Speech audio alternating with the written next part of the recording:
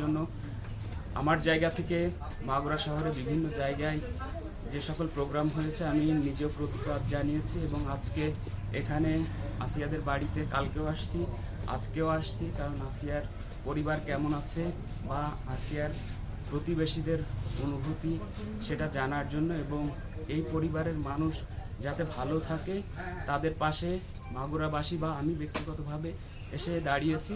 তাদের পাশে যদি একটু দাঁড়াতে পারি বা তাদেরকে একটু সহযোগিতা করতে পারি, এটাই আমার কাছে শান্তি লাগবে। এবং আমি চাই খুব দ্রুত আসিয়ার যারা খুনি, আমি বলবো খুনি, এই খুনিদের খুব দ্রুত কঠিন থেকে কঠিনতর সাজা হোক, এটি আমি চাই।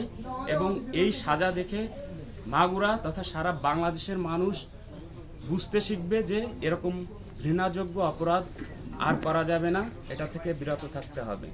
ধন্যবাদ।